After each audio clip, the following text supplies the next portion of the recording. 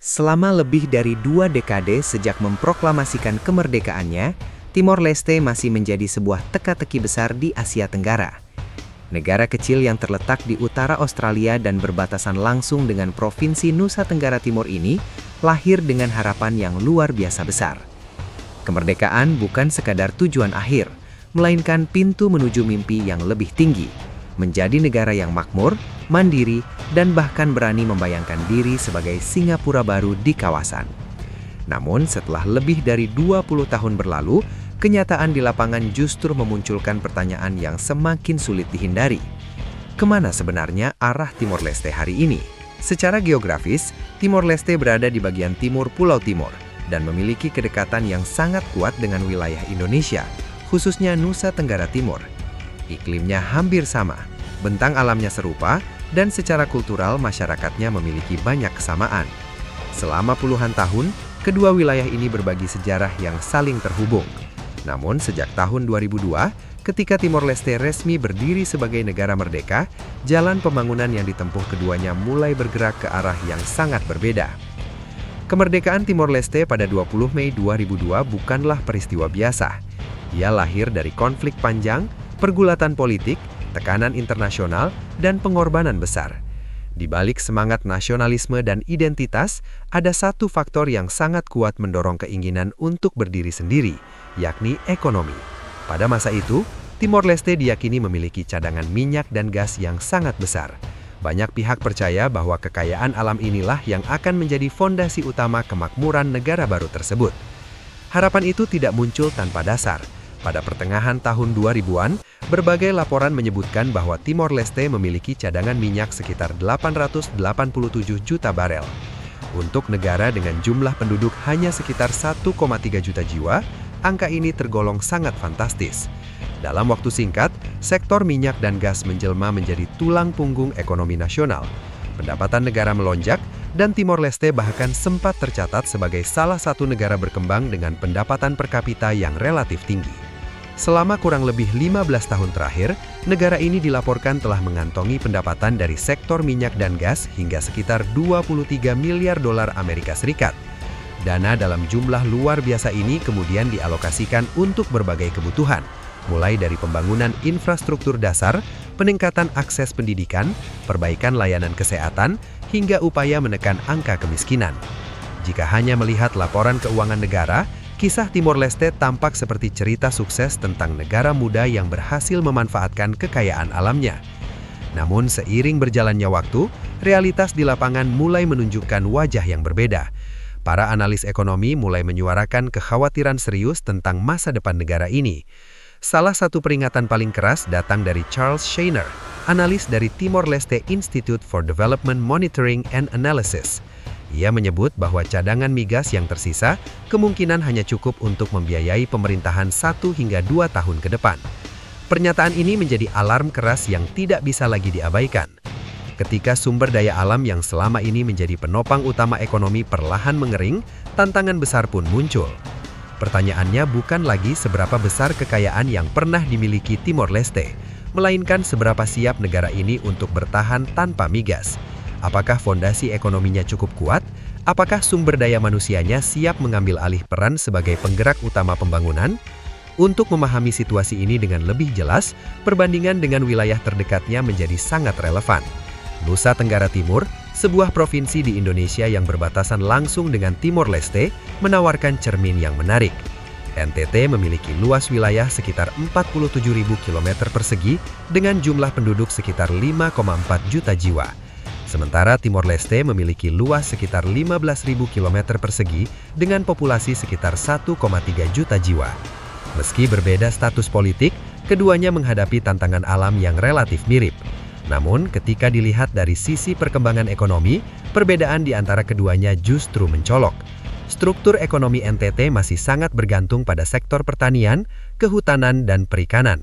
Sektor-sektor ini menyumbang hampir 30% terhadap perekonomian daerah. Meski sering dianggap tradisional, struktur ekonomi yang lebih beragam ini membuat NTT relatif lebih tahan terhadap goncangan eksternal. Sebaliknya, ekonomi Timor Leste sangat bergantung pada minyak dan gas yang menyumbang sekitar 86% dari pendapatan negara. Ketergantungan ekstrim pada satu sektor ini menjadikan ekonomi nasional sangat rentan. Ketika harga energi berfluktuasi atau cadangan mulai menipis, dampaknya langsung terasa pada stabilitas fiskal. Tidak ada bantalan yang cukup kuat untuk menahan goncangan. Perbedaan ini semakin jelas ketika melihat angka produk domestik bruto. Menurut data Bank Dunia, PDB Timor Leste berada di kisaran 1,9 hingga 2 miliar dolar Amerika Serikat. Sementara itu, produk domestik regional bruto Nusa Tenggara Timur mencapai 118 triliun rupiah atau setara dengan sekitar 7,6 miliar dolar Amerika Serikat. Secara nominal, perekonomian sebuah provinsi di Indonesia justru jauh lebih besar dibandingkan negara berdaulat yang berdiri sendiri. Dari sisi pendapatan per kapita, gambaran serupa juga muncul. Pendapatan per kapita Timor Leste berada di kisaran 1.425 dolar Amerika Serikat. Angka ini memang terlihat cukup baik untuk negara berkembang, tetapi jika dibandingkan, pendapatan per kapita masyarakat NTT justru sedikit lebih tinggi, yakni sekitar 1.550 dolar Amerika Serikat. Fakta ini menunjukkan bahwa rata-rata penduduk di wilayah yang dulu menjadi bagian dari Indonesia, kini justru memiliki tingkat pendapatan yang lebih baik. Laju pertumbuhan ekonomi pun memperlihatkan pola yang sama. Pada tahun 2023, pertumbuhan ekonomi Timor Leste tercatat sekitar 2,4%, sementara Nusa Tenggara Timur mampu mencatat pertumbuhan ekonomi sekitar 3,88%. Ini berarti NTT hanya lebih besar secara ekonomi, tetapi juga tumbuh lebih cepat. Sebuah ironi yang sulit diabaikan. Ketimpangan ini menjadi semakin nyata ketika melihat tingkat kemiskinan. Timor Leste saat ini tercatat sebagai negara dengan tingkat kemiskinan tertinggi di Asia Tenggara.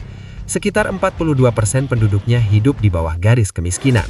Angka ini sangat mencolok, terutama jika mengingat besarnya pendapatan migas yang pernah mengalir ke kas negara.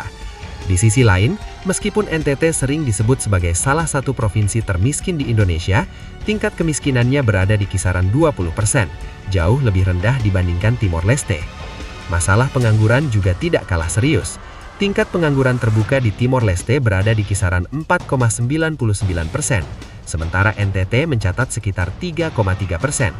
Angka ini menunjukkan bahwa pasar tenaga kerja di Timor Leste belum mampu menyerap angkatan kerja secara optimal, terutama di luar sektor pemerintahan dan migas. Ketika sektor migas terus menyusut, tekanan terhadap lapangan kerja dipastikan akan semakin besar.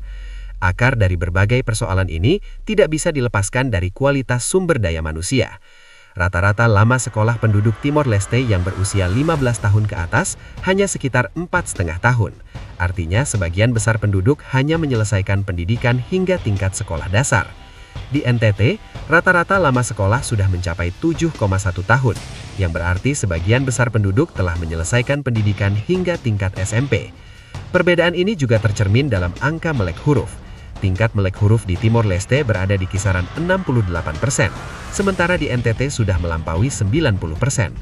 Kesenjangan ini sangat signifikan karena pendidikan merupakan fondasi utama bagi pembangunan jangka panjang dan daya saing ekonomi. Tanpa sumber daya manusia yang terdidik, transformasi ekonomi selalu akan tersendat. Ketergantungan Timor Leste terhadap pihak luar juga terlihat jelas dalam pola perdagangannya. Negara ini sangat bergantung pada impor, terutama dari Australia dan Indonesia. Pada tahun 2022, nilai impor Timor Leste dari Indonesia mencapai hampir 300 juta dolar Amerika Serikat. Sebaliknya, ekspor Timor Leste ke Indonesia hanya 4,7 juta dolar. Ketimpangan yang sangat besar ini menunjukkan lemahnya basis produksi domestik. Di tengah berbagai keterbatasan tersebut, Timor Leste tetap menyimpan ambisi besar. Sejak awal kemerdekaan, pemerintah memiliki visi untuk menjadikan negaranya sebagai pusat pariwisata dan jasa di kawasan. Bahkan paspor Timor Leste memiliki akses bebas visa ke jauh lebih banyak negara dibandingkan paspor Indonesia, sebagai strategi membuka konektivitas global. Namun hingga kini, ambisi tersebut belum terwujud nyata. Jumlah wisatawan asing yang berkunjung ke Timor Leste masih sangat rendah.